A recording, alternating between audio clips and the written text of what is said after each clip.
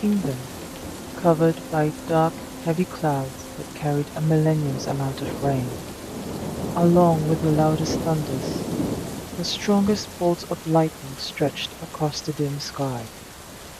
All because of a king and his heir, his only son, lying in bed, currently in a deep sleep. The time for them to regain consciousness? Nobody could say for sure.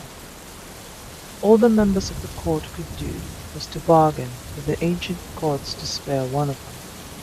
The queen has been running the kingdom whilst worrying about the state of her family.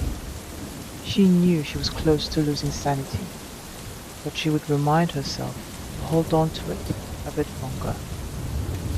The kingdom cannot afford to lose another appointed ruler, she would often tell herself. Her husband and son were already at the brink of death. She couldn't be swept away by this diplomatic crisis.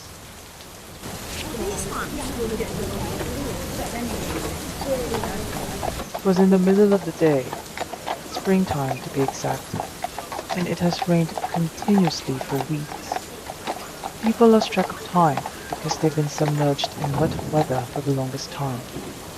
And though water continued to fall from the heavens, they went with their usual activities without complaints, something that the queen praised her people of.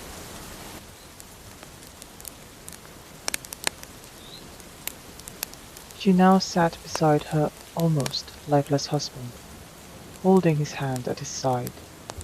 Depressed yet alert, she hoped that he would awaken today.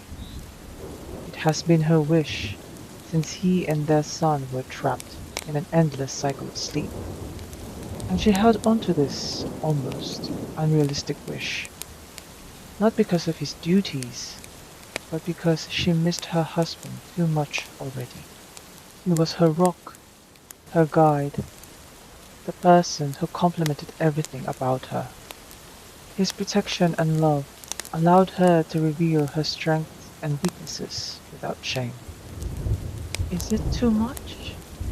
She thought to herself. Is it too much to ask that either you or our son would wake up today to ease my worries for just a moment? She continued as her tears fell. Her daughter watched helplessly from the side as her mother wept silently.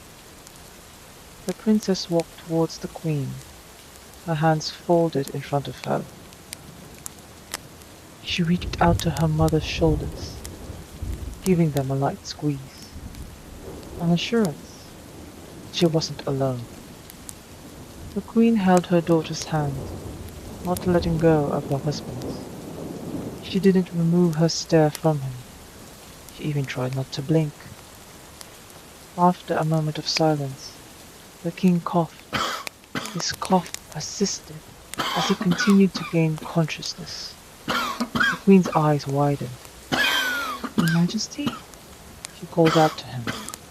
"Dearest," turned to her daughter in a panic. "Fetch for the medicine, king, as quickly as possible." The princess nodded and rushed off. "Your Majesty, are you awake?" The queen called out to him again. Her gentle grip tightened, praying that this wasn't a dream, that he was truly alive. The king slowly opened his eyes as he adjusted himself to his environment. The light in the room was faint, but it was blinding to a man who was under the curse of unending sleep. As his sight became clearer, he was pleasantly surprised to see the face of his beloved. Slowly, he reached out to touch her face. "Thank the heavens!" She closed her eyes as she whispered. His hand cupped her cheek, and she buried her face in his touch.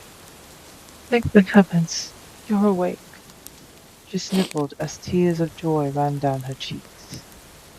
He smiled, relieved that it was all over, but the brief moment of happiness was replaced with horror when something came across the king's mind.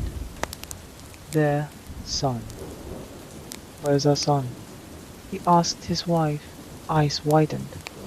"Where is he?" She froze as she received his question. She stood still, eyes wide open, as she feared how he would react to their son's state. The king held onto her arms and repeated his question, not wanting to let go without an answer. With a deep breath, the queen pointed to the bed beside the king's. And there he was, the prince of the kingdom, still trapped in his own slumber. Not waiting for another minute, he rushed towards his son. He stumbled along the way, but he paid no mind to it. All he wanted was to be beside his heir. His son was breathing, as if he was plainly taking a nap. His little hands were laid on his stomach. His head was raised by a velvet pillow. Gut-wrenched, the king held the boy's hand, doing his very best to wipe the tears. He wanted to cry, but as king, he didn't want to show any signs of weakness. However, he was breaking deep inside. The sight of his young child in a deep sleep was too much for him to bear. He preferred to be in his position, knowing that the kingdom would be better with the younger future monarch. How long will he be asleep? He asked his queen, not tearing his stare away from his child. The medicine king said the day of his reawakening is unknown. The same was said for you, my lord. She explained gently, her hands on his shoulders. It was her husband who needed the comfort now. Tell him to do everything. Try anything, just to bring back my son. As you wish, your majesty, she whispered, slowly sitting beside him. And with that, the king finally succumbed to his tears, weeping in the arms of his queen.